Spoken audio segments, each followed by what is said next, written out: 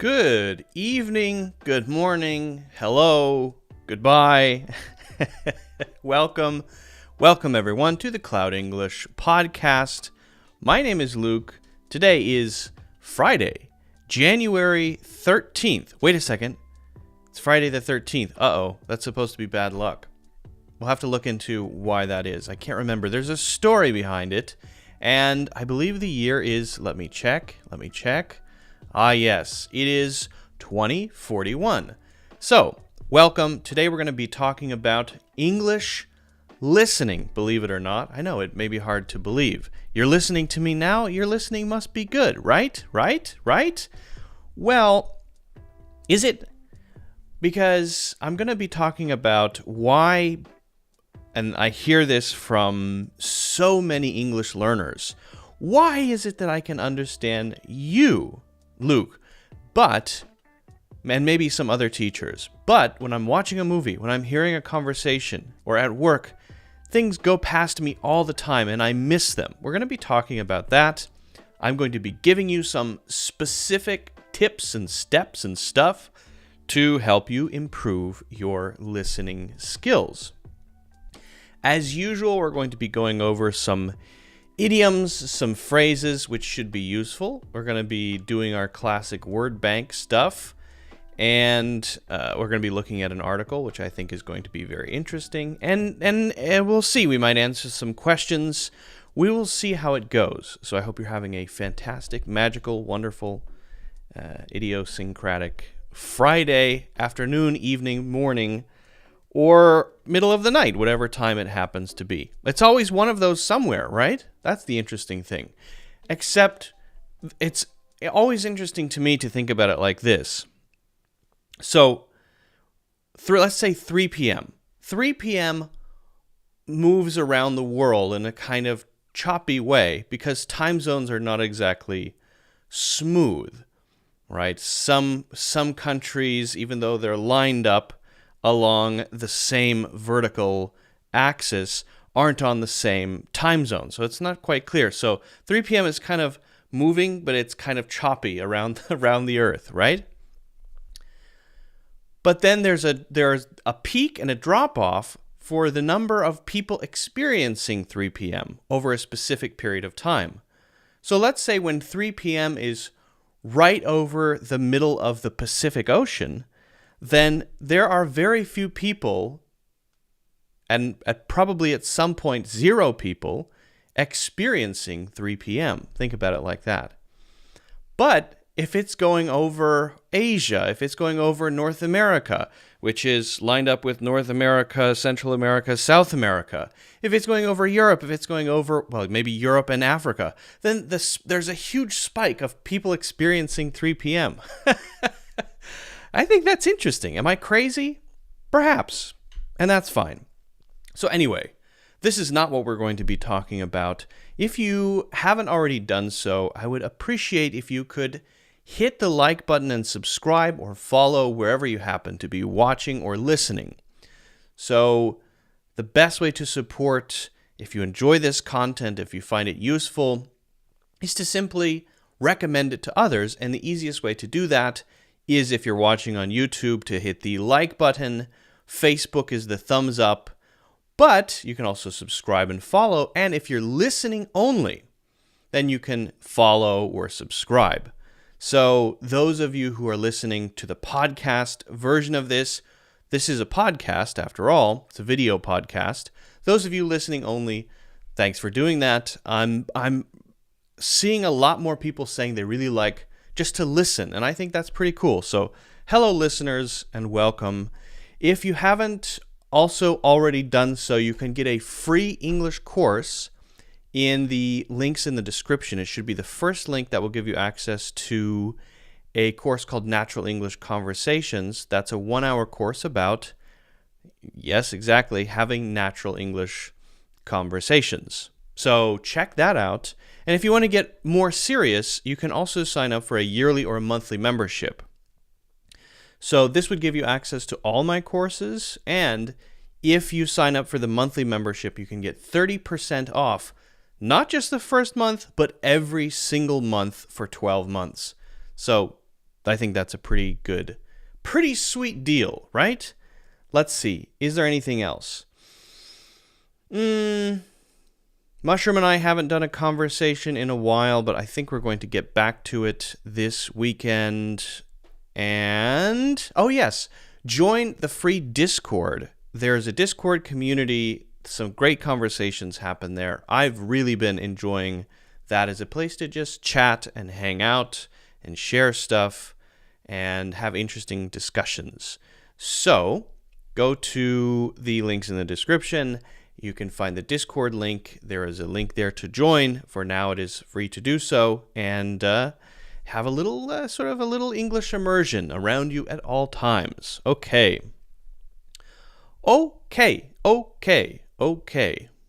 So let's kick it off, shall we?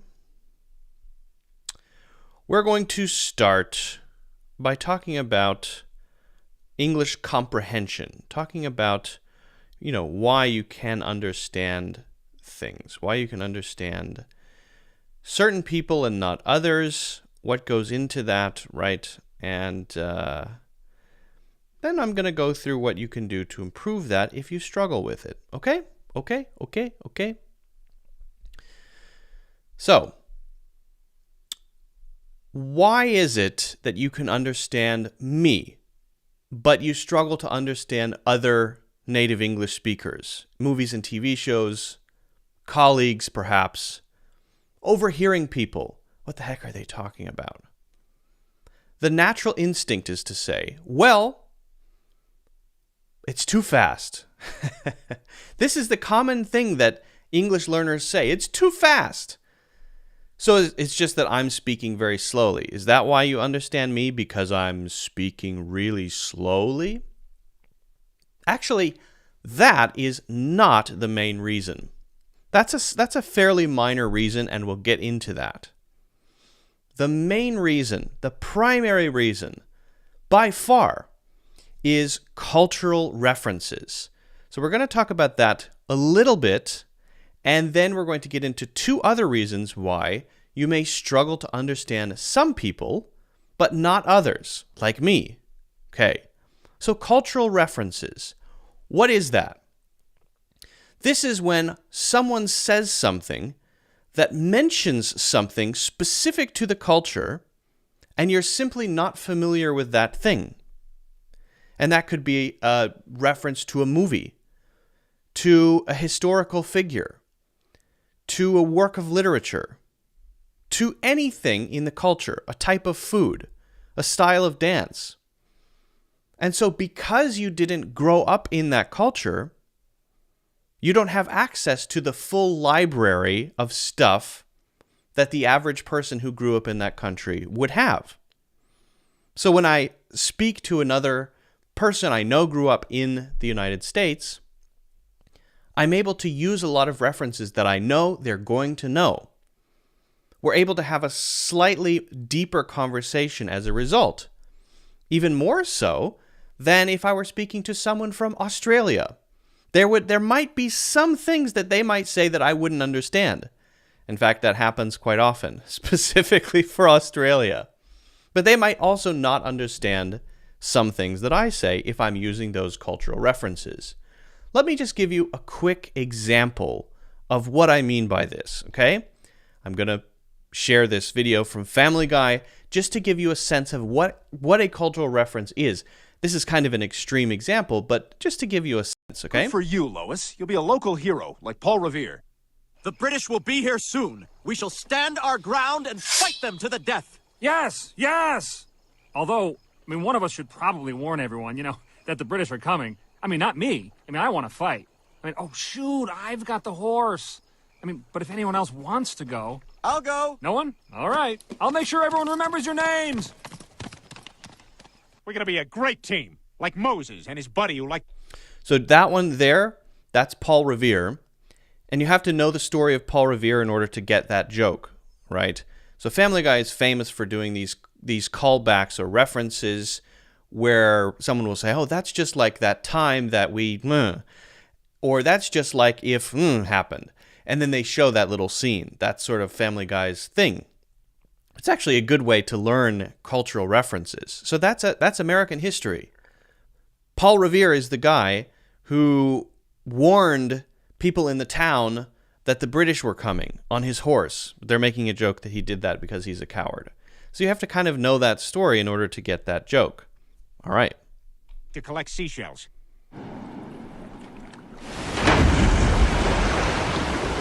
Yay!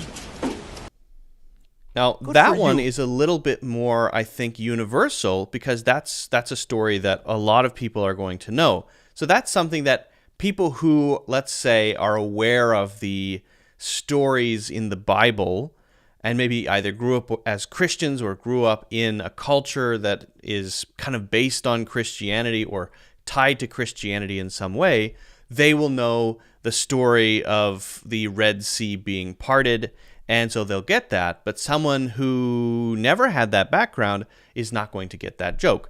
That's the kind of thing we're talking about here. So, what can you do about it? Well, first, you have to know, okay, it's not just speed then. It's about these references, and then you have to immerse yourself in that. So now you have permission to watch Family Guy. Now you have permission to watch movies and listen to music and read books to understand that learning the language is not simply learning words and learning grammar and learning that sort of thing. Learning the language is also learning a culture. And if you can look at it that way, your experience of learning the language is going to be a lot more interesting, I think, and your experience of learning the language is going to be more well-rounded, more complete, okay? So that's references. But then on the language side, we also have idioms and slang. So if you didn't know the idiom cold turkey, that it has nothing to do with cold turkey actually, and someone said, I'm going cold turkey, you might be confused. The thing with idioms and slang is they often don't make logical sense. We don't know where they came from. The words that we're looking at don't necessarily make sense.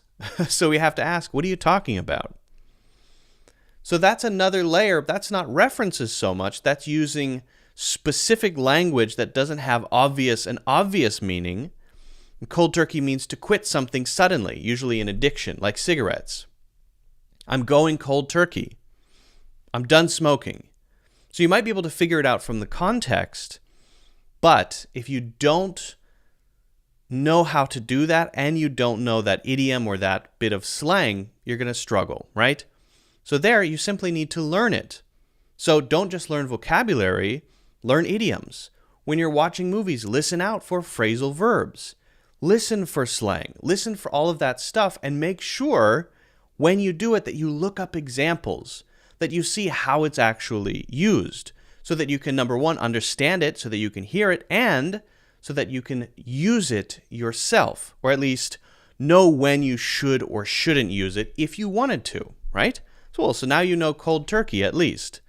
When you want to quit something suddenly, you say you go cold turkey. Don't ask me why. I'm sure there's a reason.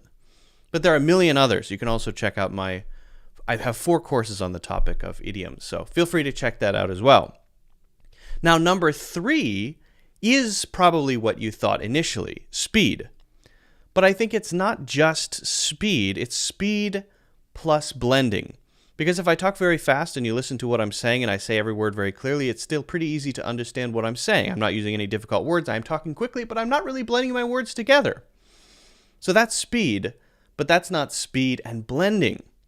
So speed and blending is when you have speed, someone's talking quickly, but they kind of mush all the words together.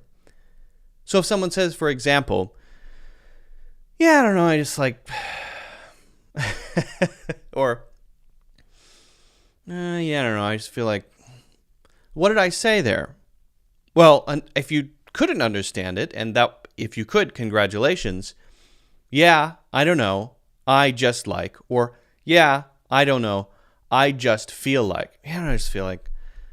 That's how a lot of native English speakers are going to say that. They're not going to say, yeah, I don't know, I just feel like. They'll say, yeah, I just feel like. So that could be tough to understand. And so there you have to just increase the amount of listening you do. You have to constantly be paying attention to what people are saying, and you have to be not afraid to ask a follow-up question like, sorry, could you slow down a little bit? And then once you learn what they said, then you know what that sounds like now. So you have to increase the amount that you listen to. As an English learner, you may tend to want to read things. You may tend to want to take information in through your eyes. But if you're not able to take information in through your ears, and your ability to listen is not as high as your ability to read, then you know what you need to focus on. You need to focus on your listening ability, not your reading ability, because there's no reason why one should be better than the other. No reason whatsoever. So those are the three main reasons that you may be able to understand me, but not someone that you hear in a movie if you struggle to understand them. Because I'm not speaking super fast and blending my words together. I'm choosing not to use a bunch of idioms that you may not understand, and I'm choosing not to make a bunch of cultural references. I'm just deciding not to do that as I'm talking to you. I'm not making those references. So the combination of those three things is why you can understand me, but maybe not some others. But that's also then your roadmap for how you improve your listening so that you can understand everybody. To learn cultural references, watch movies, read books, podcasts, everything, videos. 2, to learn idioms and slang. My course would be a good place to start, but also the free dictionary, a great dictionary for learning idioms and phrases with example sentences. And then to just increase the amount of practice and listening you do so that you can gradually improve your ability to take information in through your ears. Those are the three things. Start working on those. If you have any questions, let me know. If you haven't already done so, hit the like button and subscribe. And also, you can get a free course in the links in the description.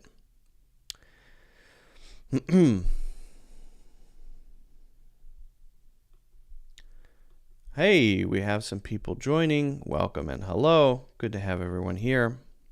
Let me make sure that we are okay with the stream. I want to make sure that everything is good here. Give me 1 second. I'm just checking the audio. Yeah, I think we're good. Yeah, we're good. Sometimes you got to do it. Because Kathy's not here to do it for me. Kathy is on vacation. She's got 1 vacation day per year. So I hope she's enjoying it. Today's her day off. Her 1 day off per year. Thank you, Linda. I appreciate that. So if those watching live, if you have any questions, feel free to ask. If, things you might be wondering about, listening or otherwise, that's fine. But I also want to get into some other topics because I do have a lot of things that I want to share today. So I think we can get into that. And I also see we just had a new person join the Discord, so it's good to see new people joining. That's great.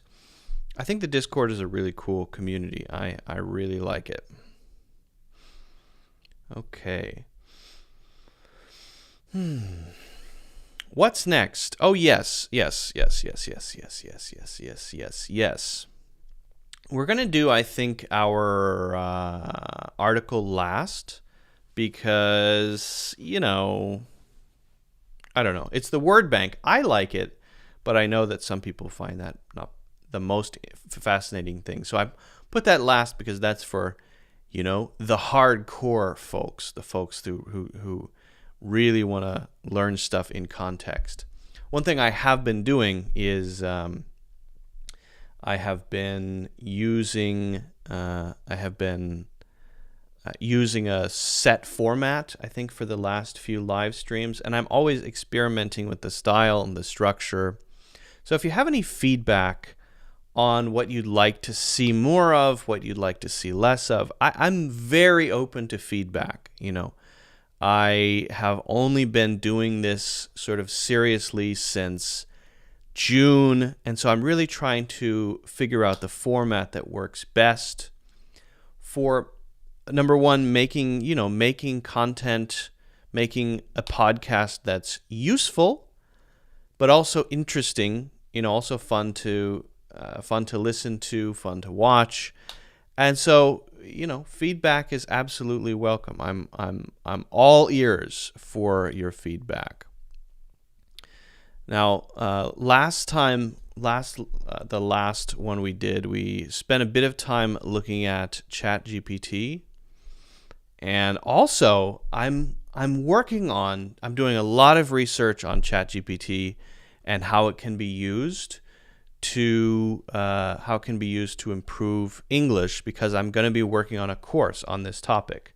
What I'm starting to realize with ChatGPT, and I apologize for looking down, it's just because I'm looking at it, right? ChatGPT is at capacity right now. Welcome to ChatGPT. We're an AI where AI technology meets conversation. So it's actually down. It's become so popular that it's actually broken sometimes. It's not broken, but you can't use it because there are so many people trying to use it, right? So if you have ideas about how to use this tool, I'm all ears, but I've come up with, I think, a lot of ways to use it to improve your English, and I think it's going to be cool to stitch them together into a course. So I'm very excited about that. I'm also just about to launch a presentations course. So this course is going to be focused on how to give really clear, natural presentations. This is actually my first course that's not specifically for English learners. I realized I started making the course, I started writing it, and as I usually do, I'm making courses for English learners. And as I was getting into it, I just suddenly realized, wait a second, there isn't really a part in this that's specifically for English. These are just general important things to be doing if you're going to be making presentations for work, for negotiations, for interviews, for whatever. So I stopped writing and I started the whole thing over again, and I wrote it. This course is going to be a more general course. It's just for people who want to improve their presentation skills, which includes speaking on camera, which includes structuring your outlines, which includes how to overcome nerves, build confidence, find your voice, use impactful language, simplify language, build outlines, all that stuff. So I think it's going to be pretty interesting. It should be launching in the next couple of days. So this is Friday, January 13th. And so, look out for that. And as I said, let me know if you have any thoughts on ChatGPT, because I think that's the next course that I'm going to be putting out. Let's see. This is the message that we get when we try to open it. So I guess they're trying to scale up. ChatGPT was I think they recently signed a deal where Microsoft is purchasing 49% of the company, and as a result of that 49%, they will essentially be able to integrate ChatGPT into all of their services, like Bing and Word and whatever they do. I don't think anything could make me go back to Microsoft Word, but hopefully it's still good and it doesn't start to suck because Microsoft is too involved. Not a big Microsoft fan. Although I do like Teams. Actually, Teams is pretty good. Microsoft Teams is, I have to admit, good. And GitHub is good too. I think those are all acquisitions though. So, well, all right. Let's go to our next topic.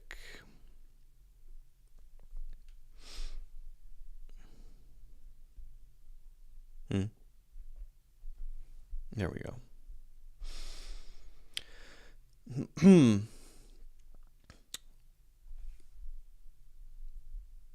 Let's see.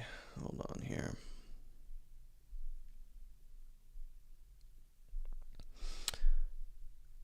So you know you need to improve your listening. How do you actually do that? Let's quickly talk about that. Because if you know how, if you know the steps to take to improve your listening, then it's really just a matter of doing it, right? But first, I want to talk about active versus passive listening. It's important to understand the difference between these two, because once you do, you can identify which one you're spending your time on. I get this question a lot. Should I be listening to podcasts and watching videos and movies, or should I be sitting down with one episode, going through it word by word, writing everything down? Well, I would say do both, but know that those two things are two different things. The first one of those is passive listening. Now, passive listening can be good. It's sort of like soaking your brain in the language in a way. It's getting used to hearing the language. It's starting to identify and pick up what are called phonemes, the basic sounds of the language. And gradually over time, you get more comfortable with those phonemes. You get better at identifying the sounds. You get better at comprehending, right? But it's a very slow, sort of long, ongoing process. So, watching movies, yes, do it. Don't have to write down every word. You don't have to focus on specifically what is being said at every moment, but soak your brain in the language, podcasts, videos, whatever it is. Yes, absolutely, but that's passive listening, and that is not going to make your listening better in a short period of time. That's not hyper-focused. It's not going to improve your listening quickly, right? So that's then active listening. So that's the other type. So for the other type, active listening, you are taking, for example, one episode of a TV show, one TED Talk, one YouTube video that challenges you. It shouldn't be super easy. You understand absolutely everything. It should be challenging so that you can understand maybe 50 or 60%, but the other 40, 50% is just too hard for you to understand. You then use this as your focused practice, where you sit down and say, I'm going to listen and not watch any subtitles. So for this one, you don't want to use subtitles. And we'll talk about subtitles more in a second. You're going to sit down, you're going to listen, and you're going to try to write down all of the key words. That means the important words you don't know. And if you don't understand, you go back and you listen 6 times, and then, I think I got it. Then, yeah, okay, I got it. Based on the context, the grammar of the sentence, the sounds, I think I understand what they're saying there, right? Then as a last resort, you can use the subtitles to verify what you think you heard. But there you might be spending, I don't know, a week just going through one episode. So that's good to do too. But then you might say, okay, well, yeah, that's very tiring. So then it's so tiring, I don't want to do it that often. So then I'm not actually watching many movies. I'm not watching a lot of TV shows. Yes, that's why you do both. That's why you do some active practice, maybe 20 minutes a day, right?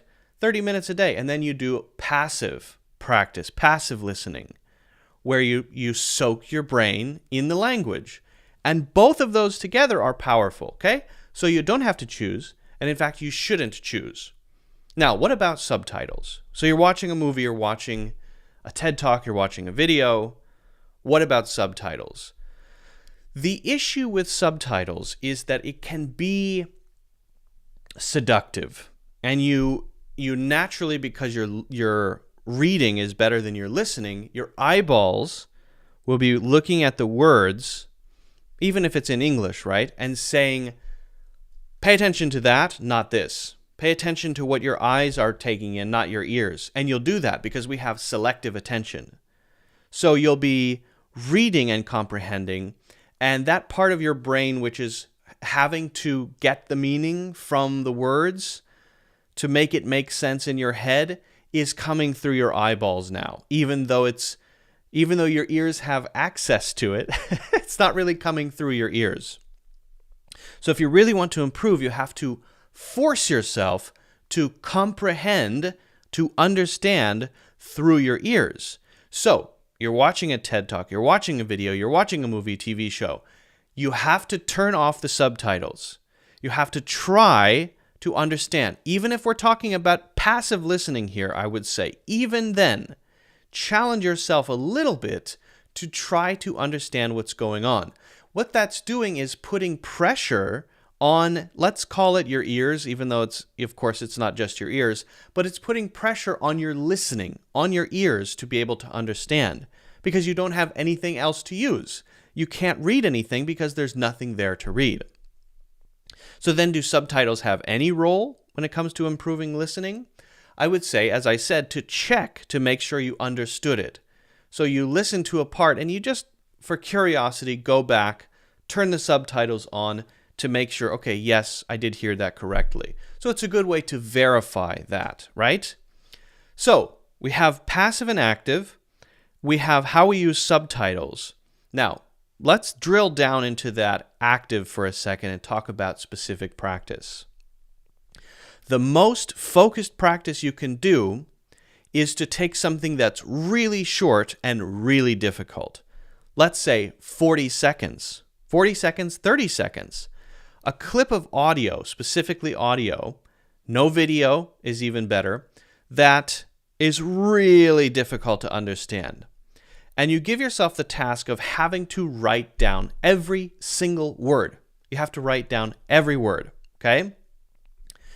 When you do that, when you're writing down every word and you force yourself to have to write down every word, you are essentially solving problems. It's like solving a riddle, right, in a way, cracking a code. I hear this set of words together. It sounds like 6 words. I can't find which, they're blending together so much. But I promise you, if you listen to that 20 times, you're going to start to be able to pull apart some of these things. It's not necessarily what you know or don't know, right? It's about being able to tease the sounds apart. And once you start to do that, then you'll be able to start to identify, okay, that's is there. Okay, that's a grammar word. Oh, that's hamburger.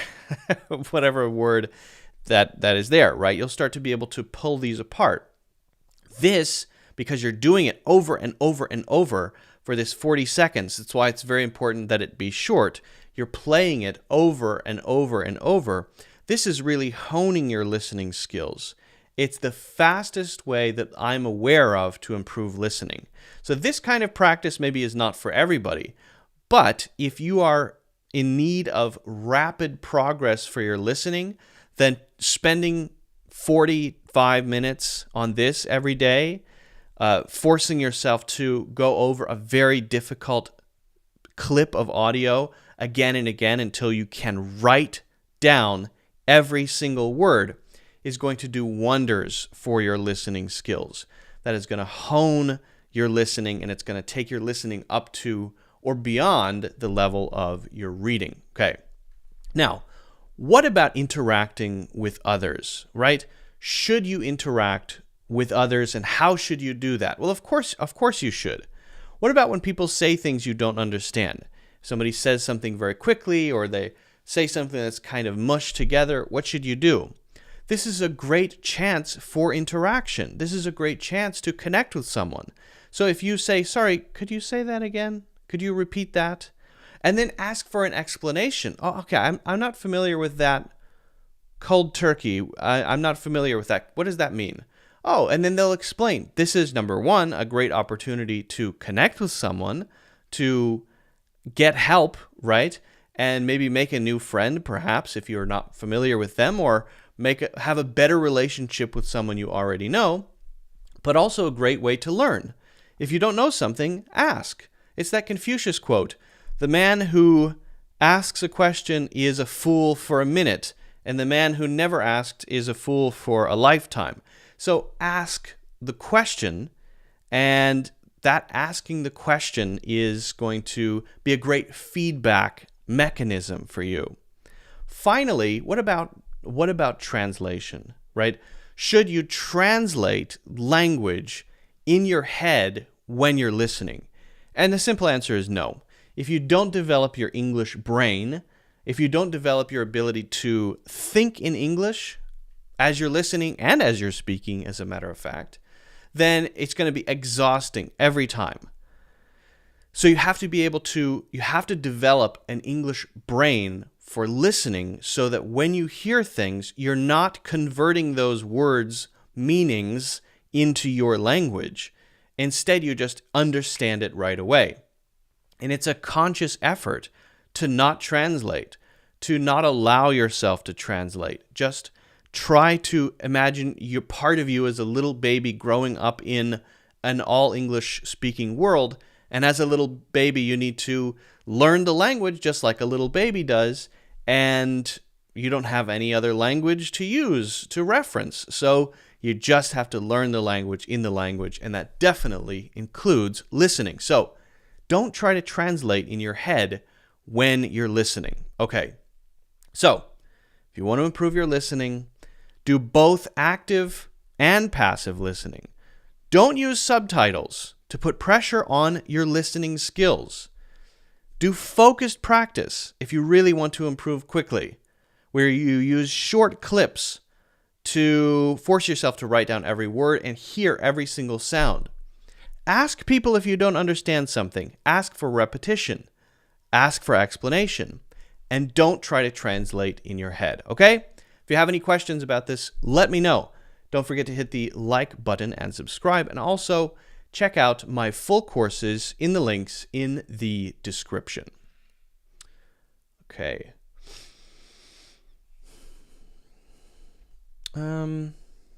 If you guys have those watching live, if there are any questions, I'm happy to answer them. I haven't been checking questions, so I will be happy to do that. Feel free to ask away. Right. More people joining the subreddit. That's great to see. Awesome. I'm taking a small coffee break, if you don't mind.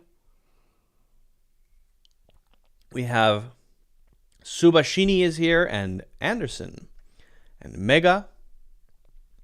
Good to have all of you here. I have this background. I don't know if this background, for those watching, reminds you of anything, but if it reminds you of Yoda's swamp, then you got it.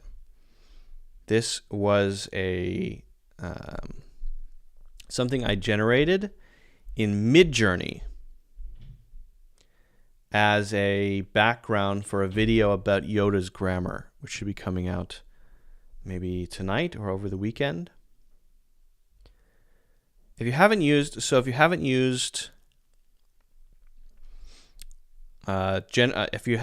those AI image generators, check it out. They're really fun to play with.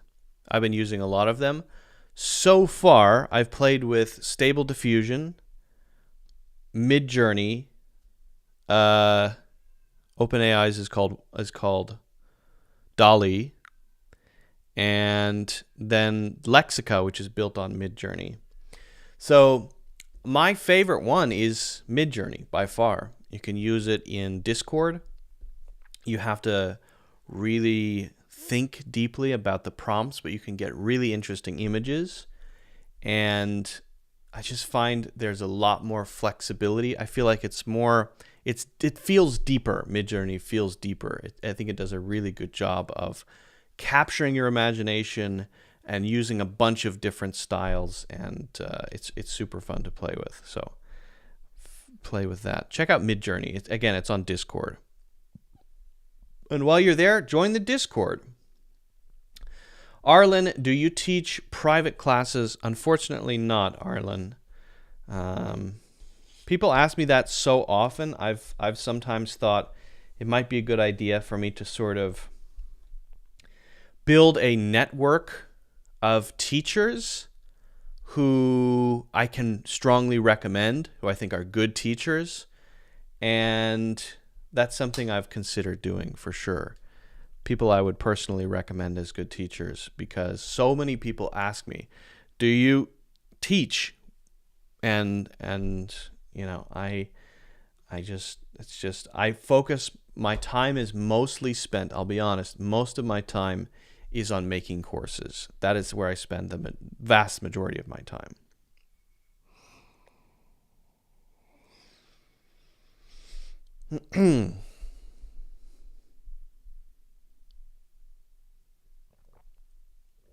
Okay. Yeah, I said I should do that, Arlen. I didn't say I have that right now. I don't have any people to recommend anybody at this time. I'm saying it would be cool, is what I was saying. It's a business model I was thinking about, but I don't have anyone necessarily to recommend at this moment. Unfortunately, I was speaking hypothetically.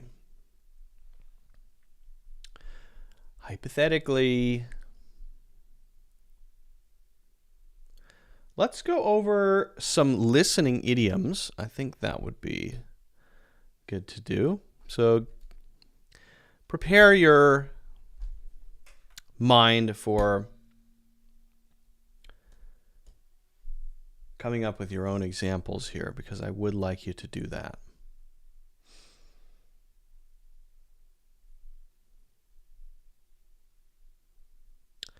Listen, hear out.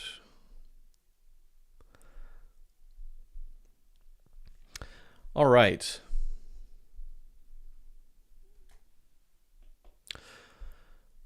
Let's talk about idioms that have to do with listening. Some using the word listen, some not. Some phrasal verbs, some not. We're going to talk about listen in, listen up, hear out, keep an ear out, and turn a deaf ear. Okay? So the best thing we can do, I think, is just look at examples, make examples, study them in context, and then sort of get an understanding, and hopefully then start using them yourself. I think that's the best way to learn anything, right? So let's do it. We're going to start with listen in, okay? Listen in is, hold on, let me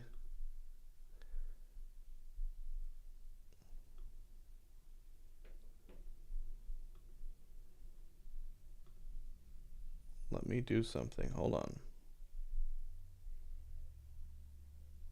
I have to pull up my board because I can't see anything. There we go.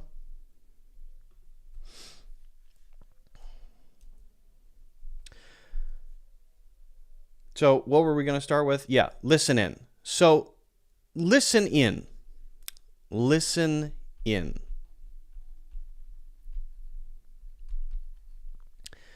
This isn't just listening. This is usually when other people don't know you are listening, right? To secretly listen. Now, we often use this for phone calls. I don't know if you remember, in the old days, you had 3 phones in a house, but everything was on the same phone line. So if one person was on a phone call, you could very quietly hold down the thing so that there isn't a click and listen in to their conversation. You could do that secretly without them knowing. Or maybe listening into someone's conversation in the White House or something like that, right? There's something secret about it. So, for example, we could say, he listened in on the phone call to find out what they were planning. I want to know what they were planning, so I find a way to listen in on. Now, you might think that's weird. Listen in on? Listen in on? In on? What? Yeah, that's right. To listen in on something. So when you say what the thing is, if it's a phone call, it's going to be on. If it's a conversation, it's going to be on. If it's a discussion, it's going to be on, right? Sometimes we could use to. I listen in to, for example, the meeting. I listen in on the meeting doesn't quite sound right to me. So sometimes we might use on and sometimes we might use to, but the general meaning is that it is secret, okay? So adding on there really just connects it to the other part, right? To overhear something could be by accident. It doesn't have to be a devious, evil plan, right? But generally speaking, it is something we intend to do. It could simply be to overhear. He accidentally listened in on a private conversation, right? For example, I was in a meeting in the big meeting room with the big conference desk. And after my meeting, I just felt so tired. So I decided to take a nap under the conference desk, which is a crazy thing to do. Anyway, then some very big important people come into the room and they have a high-level conversation about all the layoffs they're going to do. Meanwhile, I'm under the conference table listening in. I didn't want to be here. I don't want to hear this. So it's kind of accidental. A strange example, I know, but that's just the idea, okay? So that's listen in. What about listen up? Listen up. Okay. Now, listen up is usually used when you want to get someone's attention. It's sort of like saying, hey there, I want you to pay attention to me. I'm about to say something important. Instead of saying all that, I'll just say, okay, listen up. This is often used when someone is talking to a group. It's often used when someone is talking to a team. It's used when someone is trying to get someone's attention who's not paying attention. Sort of like, I want you to pay attention to me. I want you to listen carefully. So if I've been talking for a long time, you might have started to sort of glaze over as I'm explaining listen up. Then I want you to really catch something. I'll say, in the middle of this, listen up. This is the important part. This is the really important takeaway that I want you to have. So you might just in the middle of a conversation say listen up as a way to sort of throw a little cold water in their face and get them to pay attention, right? Listen up, everyone. I have an important announcement to make. I accidentally fell asleep under the conference table and I overheard a meeting and apparently we're all getting laid off. So just mentally prepare yourselves for that. So that would be how we would use listen up, okay? So first listen in, then listen up. Now what about some things that, oops, hold on.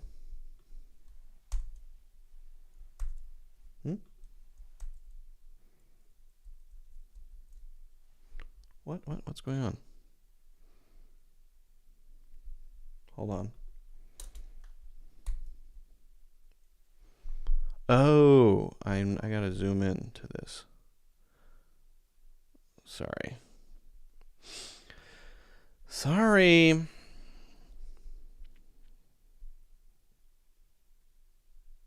I gotta line this up right. I gotta remember to lock that. I have this locking function thing, and I gotta remember to lock that. Okay. So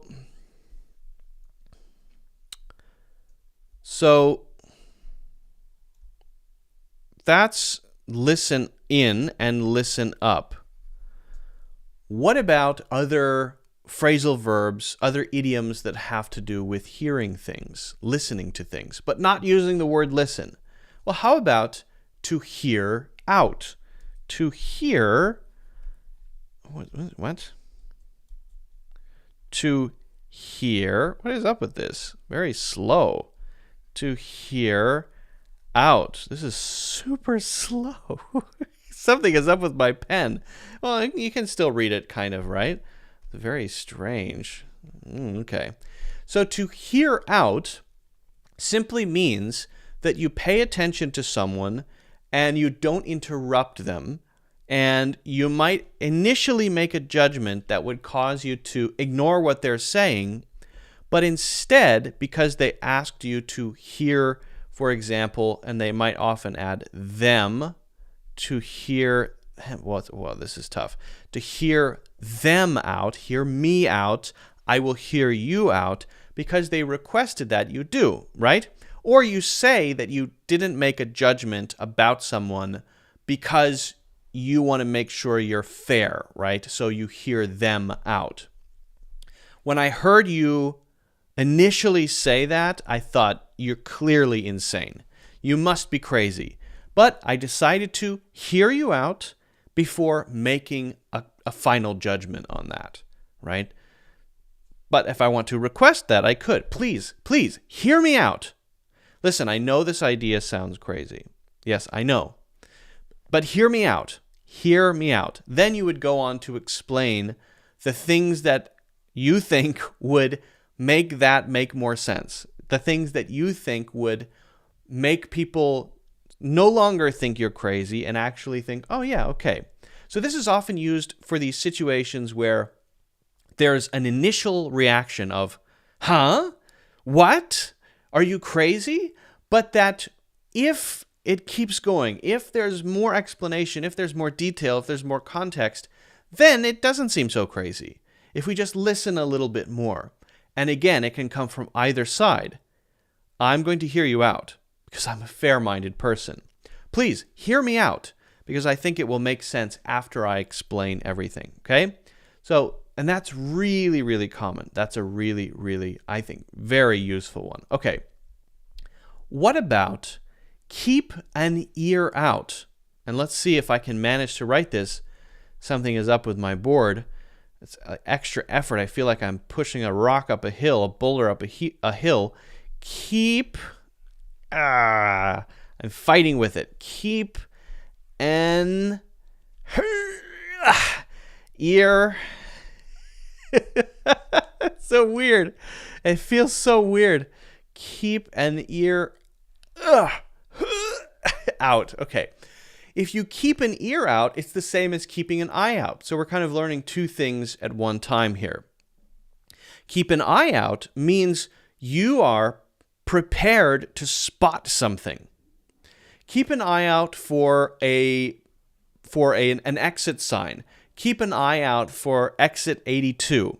Keep an eye out for this cafe. Keep an eye out for any good deals. Speedboat deals. I'm trying to buy a speedboat, but I want to get a good deal.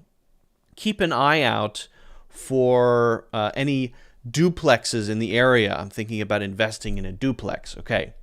So that would mean I'm actually either physically looking for something and expecting to see, there's exit 82, or generally I have my awareness turned on so that if I learn about a good duplex, maybe it's not physically my eyeballs, but I see it on the internet, right? I say, hey, I found what I think you might be looking for, right?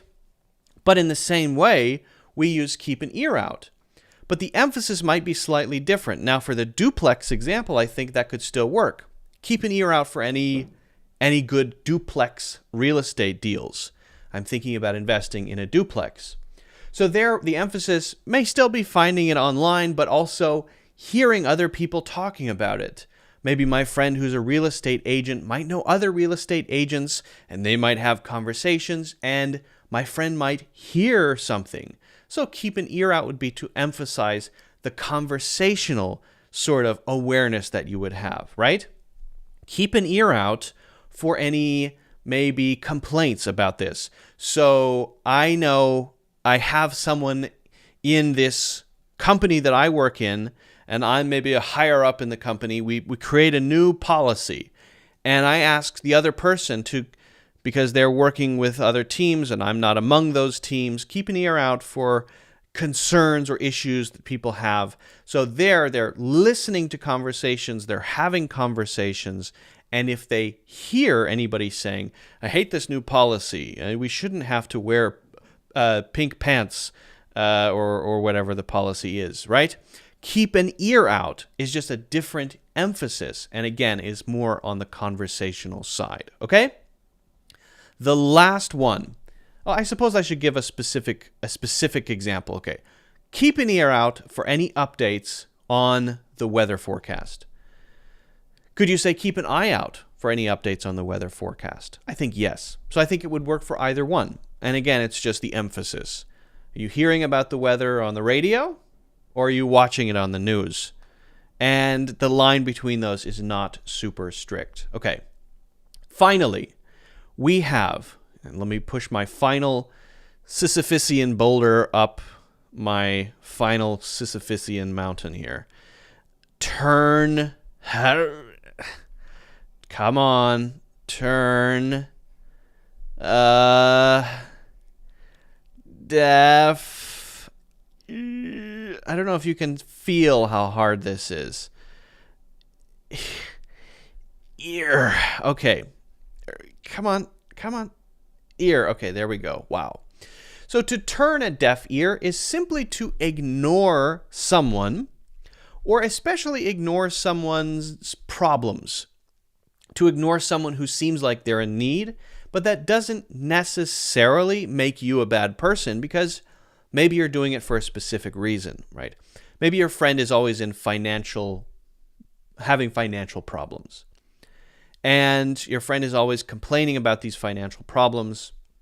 For the first 10 times, you were very patient, you listened, you even loaned your friend some money, and you were concerned, you cared about what your friend's issues. Of course, it's your friend. But then after the 11th, 12th, 13th time, you start to think, maybe my friend is just irresponsible. Maybe my friend needs a little tough love. Tough love means you're tough and you ignore, but not because you hate this person, but because you care about them and you see a pattern. And the pattern is they're not learning from their mistakes, and they need to. So the next time they come and say, "Oh, this thing happened, and I lost all my money in a casino or something like that," you say, "Listen, I don't care. Let's talk about something else." You ignore their issues. Now, I'm not saying it has to be that sort of good type of ignoring, but I want to just make it clear that it's not always the bad type. It's also used to talk about cruelty, where people really do need help, and maybe everyone turns a deaf ear. I really needed help, and I felt like everyone I talked to simply turned a deaf ear. He turned a deaf ear to her pleas for help. Okay, well, that sounds pretty cruel, right? So yes, absolutely. Turning a deaf ear is sort of like, nope, I won't listen. Nope, I don't care. But also for different motivations. I just want to be clear. It's about what happens, not about whether it's positive or negative. Although I would say it's more often used in the negative sense of being a little bit cruel, perhaps, or talking about someone else's cruelty. How could you turn a deaf ear when all of these people need help and you can do something about it? How could you turn a deaf ear? You're an evil person. That sounds a little extreme. So that's the idea, all right? So we've talked about turn a deaf ear, keep an ear out or keep an eye out, to hear someone out, to listen up, and then listening in and listening in on. The best thing to do at this point is to make your own examples. Start building your own examples so that you can actually start using this stuff in your daily life. If you can start using it in your daily life, you're going to really gain confidence in your language. You're going to sound more natural, but the key to be able to use it in conversation is to practice examples right when you learn something.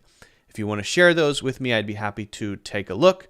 Also, if you haven't done so, hit the like button or the thumbs up and subscribe or follow, and also get a free course in the links in the description.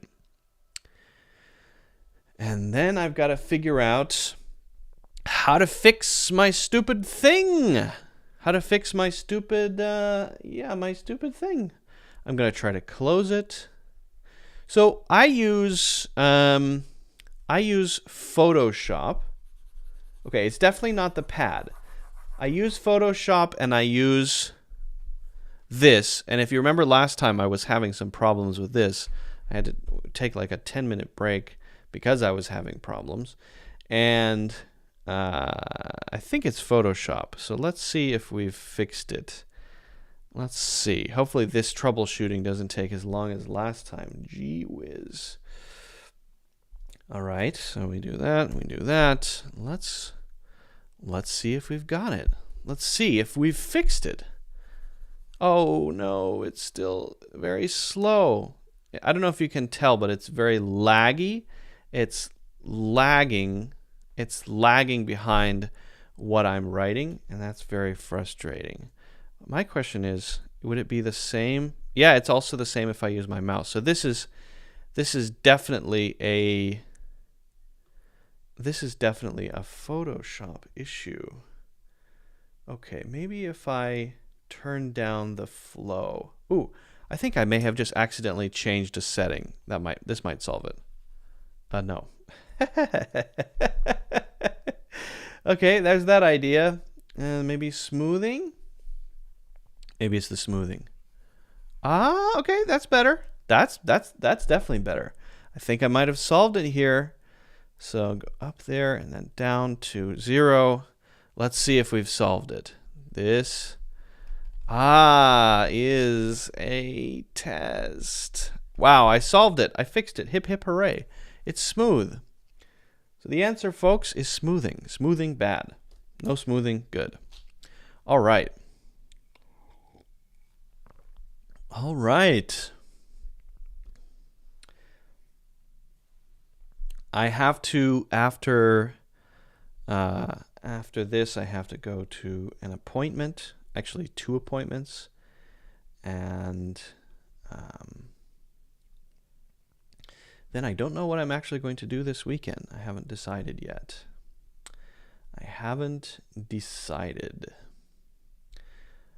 I'll be posting a new video this weekend. It's going to be about Yoda's English. I know that sounds weird as a topic, but I think it's going to be pretty interesting. How does Yoda use English? Why does Yoda sound so weird? So check that out whenever that goes up. I think it's going to go up maybe later tonight. This is Friday, so Friday evening, maybe Saturday morning. We'll see. We shall see. All right. Hey, it's ChatGPT's back. Oh, no, it's not. It's not back. All right, let's go to our article. So we've got our word bank here, and we've got our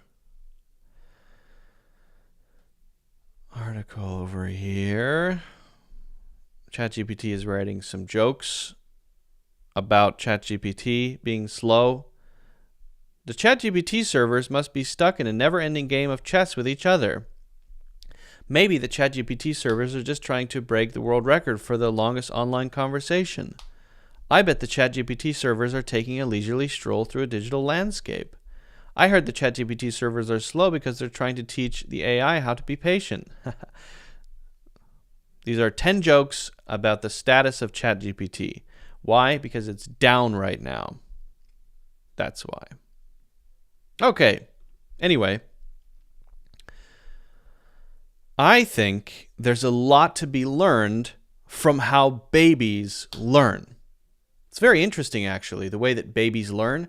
Babies can learn 2, 3 languages at a time. I don't know what the limit is. I'm not sure what the limit is. Maybe there isn't a limit, but it's pretty amazing that they're able to do that. What we're going to do is read an article.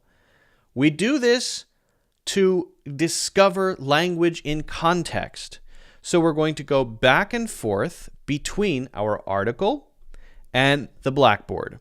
We're going to write down the things we learn on the blackboard, and then we're going to always make sure we go back to the context of the article so that we can understand them, right? Now, we may or may not use the free dictionary or another dictionary depending on what we pick out. We're also not going to pick out everything. If you try to learn every single word you don't know, every single phrase you don't know, every single grammatical structure you don't know from an article, from a book, from an essay, you're going to be absolutely exhausted. You want to avoid that. So you want to find the balance between enjoying the content, right? Learning the broader content, not missing the forest for the trees, and also getting something specific out of it, right? So we will be taking specifics out of it, but we're not going to go overboard with that, okay? So, why the baby brain can learn 2 languages at the same time. This article is from 2016, okay? Here we go. Any adult who has attempted to learn a foreign language can attest to how difficult and confusing it can be. So when a 3-year-old growing up in a bilingual household inserts Spanish words into his English sentences, conventional wisdom assumes that he is confusing the 2 languages. Okay, so there are 2 things I want to pull out here. Number 1, we're going to be using or looking at conventional wisdom, and we're going to be looking at the other one I wanted to pull out is a test. Yes, a test. So let's go over to the board here, and we're going to write down a test.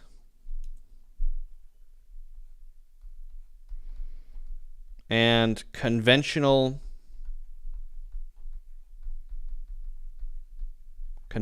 wisdom.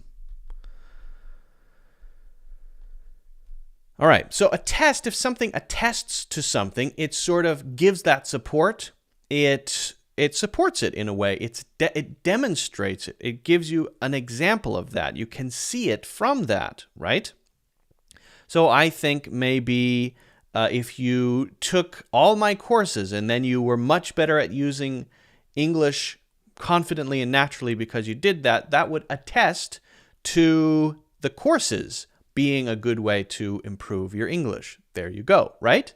Now, conventional wisdom is the idea that people generally think this is true, but often when we use conventional wisdom, or when we say that, we're finding something that contradicts it, that goes against it, saying, yes, this is the conventional wisdom, but look at this thing that I found that doesn't agree with the conventional wisdom. The conventional wisdom says that babies, when they're using 2 languages at the same time, they're confused.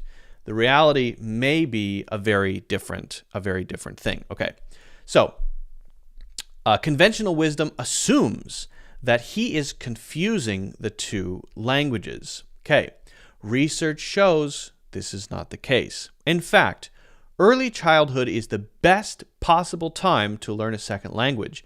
Children who experience 2 languages from birth typically become native speakers in both, while adults often struggle with second language learning and rarely attain native-like fluency. Now, a lot of that is cultural. The cultural piece of that is that maybe they're really good, they have really good pronunciation, high confidence, great structure, but then they didn't get the upbringing in the language, and so they're missing that piece of it. That's often, for adults, why that's the case, but you can get pretty close. You can become very fluent, but generally, yes, I don't think it's really possible for someone to become, as an adult, fully native in a language. I've never seen it happen completely, except maybe almost once, but I've seen very high degrees of fluency. What's the difference between attain and achieve? Attain and achieve are pretty much the same thing.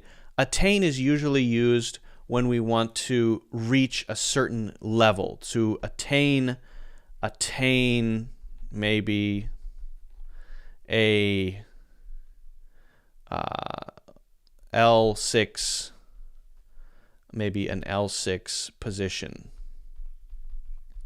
So you've reached that point. You've reached that level. You've achieved that. It's focusing on usually success. It's focusing on getting something, right? Okay, here we go. But the question remains, is it confusing for babies to learn 2 languages simultaneously? I don't think I need to write down simultaneously, right? Simultaneously just means at the same time. I feel like you probably know that. Simultaneously, same time. Research shows babies begin to learn language sounds before they're even born. In the womb, a mother's voice is one of the most prominent sounds, an unborn baby hears. By the time they're born, newborns can only tell the difference between their mother's language and another language, but also, sorry, I missed a word, can not only tell the difference between their mother's language and another language, but also show a capability of distinguishing between languages. Wow. So in the womb, the baby is able to hear the mother's voice. That's the most prominent voice in their mind, and they can distinguish between languages, and I think we will learn about that. So in the womb, if you don't know, the womb, pronounced, by the way, without the B sound. It's got a weird pronunciation. It's woo, womb, womb. The end sound is M, and even though the last letter is B, it's silent, because usually if a word ends with MB, like climb and comb, it's not going to have the B sound there when we actually say it, okay? So in the womb, which is where babies live, by the way. Babies live in wombs. Babies live in wombs. That's a universal, right? One of the most prominent sounds. So I also wanted to write down prominent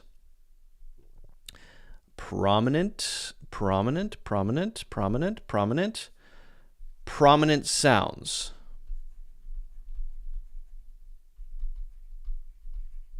So prominent is noticeable, obvious, easy to see, but it could also be used to talk about importance. You could have a prominent figure, right? A prominent, maybe public figure is someone who everyone looks to, everyone knows, is famous, you could say, is a prominent person. Often an academic or a lecturer or a scientist, or a prominent scientist is something you hear. But also, it is the most prominent sound. That's the most important sound. That's the sound that is most obvious. It is the one they hear most easily, right? A prominent maybe part of my routine. That's the most important part. So something that's prominent stands out. It stands above others. It's well known. It's obvious in some way. It is prominent. Sometimes it's used to talk about physical features, like if someone has prominent eyebrows, that means their eyebrows sort of stick out more than other people's eyebrows. Or prominent nose, okay, they have a really long nose. That would be a sort of polite way to say you've got a beak. Okay. Language learning depends on the processing of sounds. All the world's languages put together comprise about 800 or so sounds. Each language uses only about 40 language sounds, or phonemes, which distinguish one language from another. So just to know, that's sort of the sound unit of a language. That's something that's kind of I don't know if it's important to know this word, but it's called a phoneme. I think it's interesting to know, at least. P-H-O-N-E-M-E. So a phoneme is a basic sound, like that's a phoneme. That F sound is a phoneme, right? And that's a phoneme. The specific sounds that make up any language are phonemes. English, I believe, has 44 phonemes officially, although I'm not sure if that number is actually correct. At birth, the baby brain is an unusual gift. It can tell the difference between all 800 sounds. Wow, amazing. This means that at this age, infants can learn any language they're exposed to. Gradually, babies figure out which sounds they are hearing the most. So it's almost like they're filtering. They at first hear all 800 phonemes, and then gradually they say, okay, this is the 40 I'm hearing pretty often. But apparently, they're able to distinguish two different sets and identify that they're both sets, which is pretty crazy. That's pretty cool. Very cool. And there's a baby right there. I think that's what that is. Not a chimpanzee, but a baby. Between 6 and 12 months, an infant is a baby, okay? An infant is just a baby. Infants who grow up in monolingual households become more specialized in the subset of sounds in their native language. In other words, they become native language specialists. And by their first birthdays, monolingual infants begin to lose their ability to hear the differences between foreign language sounds. So, anytime you hear bi and mono, this is a prefix which means one or two, rather two or one. Bi, bicycle, bi, bilingual, monolingual. So monolingual just means one language. That would be what most people have, where someone grows up with, well, one language. So monolingual. Monolingual. And if you're monolingual, that means you only speak one language. And if you're bilingual, that means that you speak two languages. Pretty interesting. And I also wanted to mention the word subset here. Monolingual households become more specialized in the subset of sounds in their native language. Think of a subset pretty simply as a smaller group that sits inside of a larger group.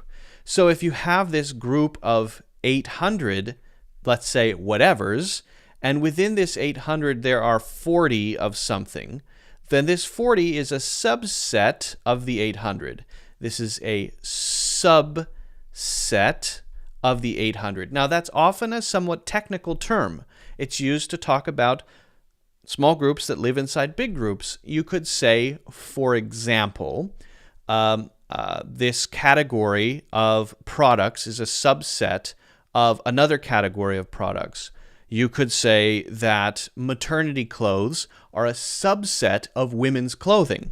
Now, that sounds a little technical for clothing, so it may more often be used to talk about technical things like language, like grammar, like technology, right? Things like that. If we're talking about everyday things, clothing, would we say, for example, an apple is a subset, or apples are a subset of the fruit category?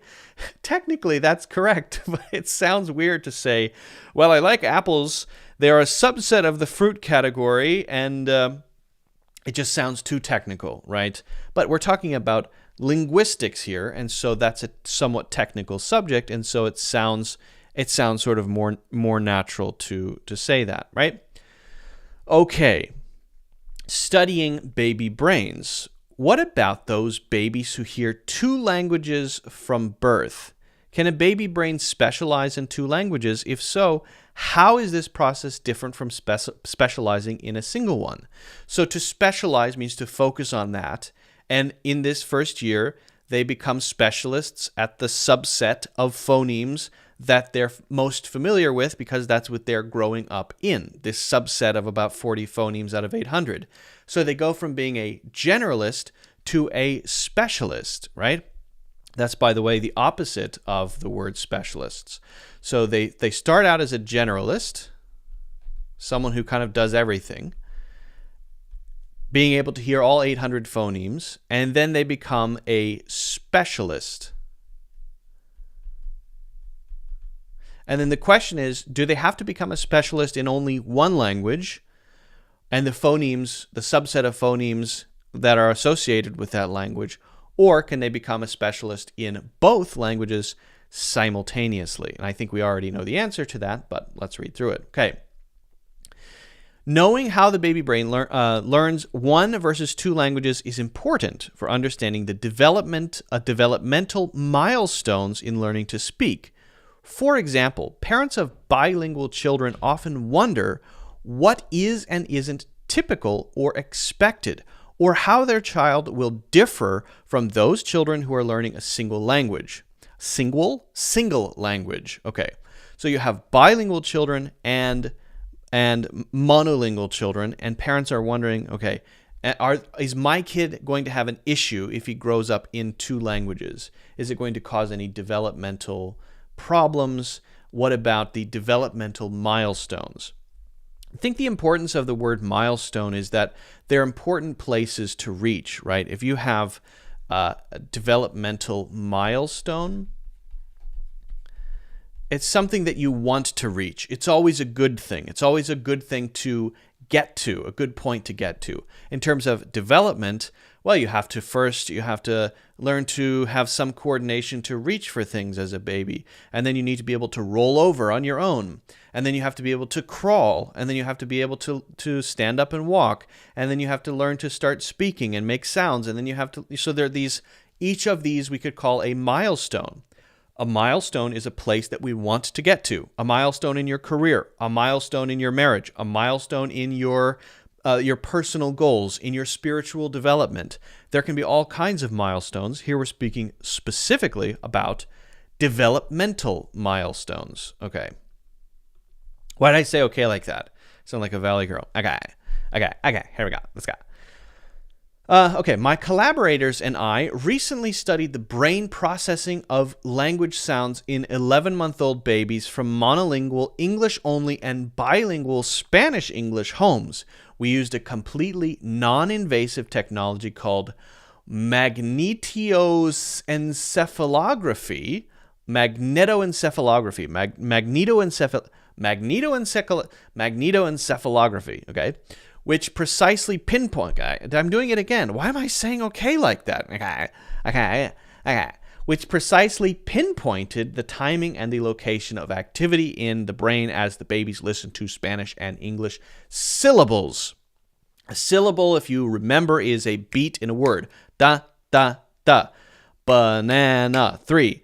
Potato, 3. Magnetoencephalography, 9. Okay, there we go. Yeah, 9. Okay. So pinpoint, I think, is an interesting word here. Precisely pinpoint the timings. So this is used, by the way, as a verb. It can also be used as an adjective. But in this case, it's being used as a verb. To pinpoint something is to very specifically identify where it is, what it is, in maybe a group of 10 other things. It's there, not in any of the other places. To pinpoint its location, to pinpoint its place and time. It happened at 3 seconds, not 10 seconds, right? To pinpoint maybe a concept, very specific. It's identifying the location or the place of something. To pinpoint it. And again, it can be used as an adjective, and here it's being used as a noun. Okay. Pinpointed the timings and the location of activity in the brains as the babies listen to Spanish and English syllables. We found some key differences between infants raised in monolingual versus bilingual homes. As at 11 months of age, just before most babies begin to say their first words, the brain recordings revealed that babies from monolingual English households are specialized to process the sounds of English and not the sounds of Spanish.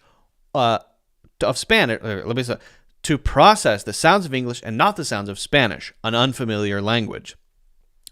Babies from bilingual Spanish-English households are specialized to process the sounds of both languages, Spanish and English. So they're specializing in 2 separate things. Wow, pretty cool. Our findings show that babies' brains become tuned to whatever language or languages they hear from their caregivers. That would be their parents, for example, but it could be grandparents, whoever. Spider-Man is raised by his aunt or uncle, right? And yet he turned out okay. They are his caregivers. A monolingual brain becomes tuned to the sounds of one language, and a bilingual brain becomes tuned to the sounds of 2 languages. By 11 months of age, the activity in the brain reflects the language or languages they have been exposed to. That's pretty cool. So is there an upper limit?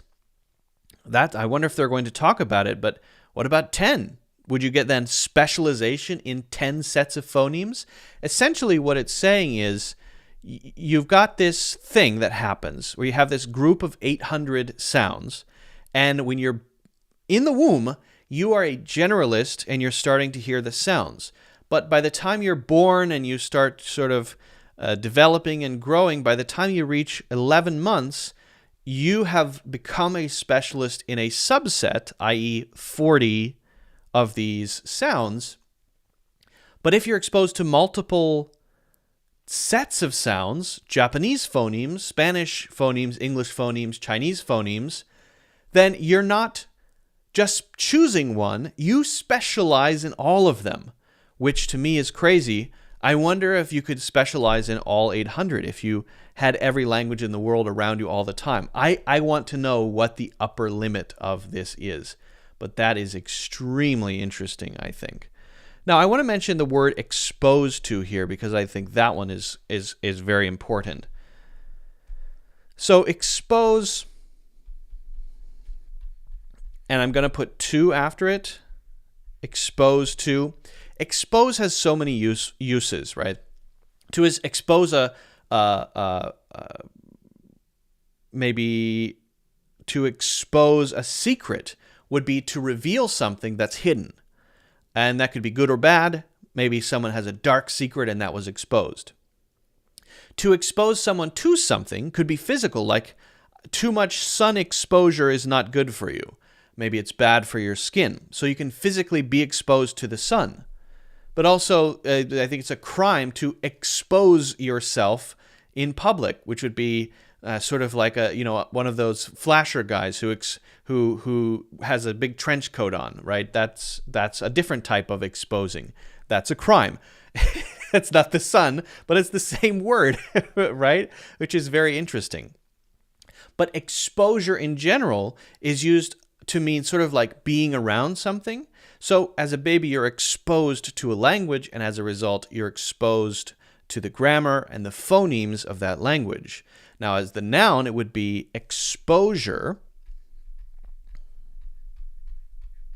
right? It would be exposure, but exposed to could be used in a negative or a positive way. If you're exposed to maybe a lot of violence as a child or bad behavior from your parents, you're more likely to copy that behavior, for example. So it's just about what you're around. If you're exposed to 3 languages, you'll become a specialist in those 3 languages as a baby. And then if we were going to use that as a noun, we would use the word exposure, right? You could have good exposure, you could have negative exposure, right? That type of exposure can be damaging to a child if they watch too many violent movies or play too many violent video games. Actually, I've read a lot of evidence that says that video games, well, depending on the age, don't have a big influence on that, but that's beside the point. The word exposure is just the noun form of that idea of being around a something or a type of behavior, a certain set of conditions, a certain, let's call it, for lack of a better word, let's call it environment. Is it okay to learn 2 languages? This has important implications. I'm going to write that word down. Implications.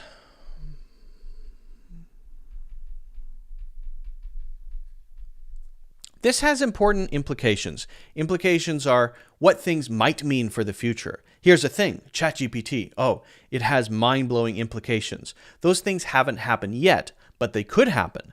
So implications are future possibilities, good, bad, whatever, anything that could happen as a result of this thing. Yes, but what are the implications? It's a possibility. What could it mean? This has important implications. Parents of monolingual and bilingual children alike are eager for their little ones to utter the first words. It's an exciting time to learn more about what the baby is thinking. However, a common concern, especially for bilingual parents, is that their child is not learning fast enough. We found that the bilingual babies showed an equally strong brain response to English sounds as the monolingual babies. This suggests that bilingual babies were learning English at the same rate as monolingual babies, so there's no difference in the rate of learning. Parents of bilingual children also worry that their children will not know as many words as children raised in one language. To some extent, this concern is valid. Bilingual infants split their time between 2 languages and thus, on average, hear fewer words in each. However, studies consistently show that bilingual children do not lag behind when both languages are considered. So taking both languages into account. Whoa, this is longer than I thought. I think we're going to call it there, but I think the takeaway is pretty clear. So it's definitely a good thing to learn 2 languages, and researchers have shown code switching to be a part of a bilingual child's normal language development, and it could even be the beginning of what gives them the extra cognitive prowess known as the bilingual advantage, having a big advantage being bilingual. The good news is that young children all around the world can and do acquire 2 languages simultaneously. In fact, in many parts of the world, being bilingual is the norm rather than the exception. I'm skipping a paragraph here. So, if you want your child to know more than one language, it's best to start at an early age. Before she even starts speaking her first language, it won't confuse your child, and it could even give her a boost in other forms of cognition. And again, that's called the bilingual advantage. And cognition simply means thinking, using the brain to do things, basically. So I know I skipped a few paragraphs, but I just wanted to give you the basic idea. And now we're going to just quickly review some of the words we talked about. To attest, to demonstrate something, to show proof of something, to give support to something. Conventional wisdom, the ideas that are kind of around that most people believe, but often we're going to raise something that goes against that. To attain, to reach a certain level, to get to a certain place, an achievement of some kind. Wombs, where babies live before they're born. Prominent, something important, something obvious, something that stands out. A phoneme, a specific sound in a language. There are 800 in all languages across the world and about 40 in each language. Monolingual as opposed to bilingual. A subset or a smaller group inside of a larger group, a specific subset. Generalist, specialist. If you're a generalist, you do more kinds of things. If you're a specialist, you kind of hone in. Milestone. This is a point that you reach, something that you want to reach, a necessary thing. To pinpoint.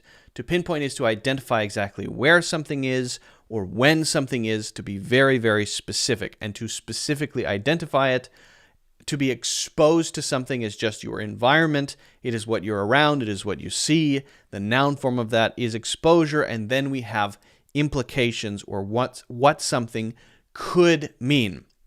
If you want to read the entire article, including I think I skipped a couple of paragraphs for the sake of time. But if you want to read the whole thing, the article again is called, it's from 2016, Why the Baby Brain Can Learn 2 Languages at the Same Time. Look it up. Check it out. If you have any questions about the other stuff, let me know. Find words that you're not familiar with. Make sure you're looking at them in context. If you need to look them up in a dictionary like thefreedictionary.com. Always check examples to make sure that you understand how it's being used, and then refer back to the original sentence where you found it so that you can see it in context and understand not just what it means, but how it's used. And also, if you want to use ChatGPT, you can say, please explain this word, please explain this phrase, and give me a few example sentences. And that's a good way to learn as well, okay? So, if you have any questions about this, let me know. If you haven't already done so, hit the like button or the thumbs up and subscribe or follow. And also feel free to check out my free course, Natural English Conversations. Yes, that's what it's called. That's a free course in the links in the description. Okay. We are about to wrap things up, folks. We've covered a lot. My voice is starting to hurt from all the talking, but hopefully these are clear. I hope they are. I think learning words from articles is great. I think it's a good way to do things. I enjoy it, but I do it at the end for a reason, because I know not everyone does. All right. Well, thank you all for joining. I'm about to head over to an appointment, so I've got to get in the car and zip away. But thank you for being here. I appreciate it. I hope you have a fantastic weekend. If you have questions, feel free to reach out to me. But the best thing to do, I think, would be to join the Discord. That is a group. It's a community you can join for free. I'm there, so you can ask questions. You can chat with your fellow English learners, and I'm always there in the chat. So join that. You can listen if you watch. If you want to listen, then you can find links to do that in the description. If you're listening and you want to watch, check us out, Cloud English on YouTube and Facebook. And if you're curious about the courses, as I mentioned, you can get the free course, Natural English Conversations, but you can also sign up if you want to get access to all my courses for a yearly or monthly membership. Right now, the monthly membership is 30% off every month for 12 months. So that means it's not just 30% off the first month. For the first 12 months, it's 30% off. And you could finish all the courses in 12 months pretty easily. So that's something to think about. All right? Thanks, everybody. Have a great weekend. Stay safe. Have fun. Like and subscribe. And I will see you in the next one. Bye-bye.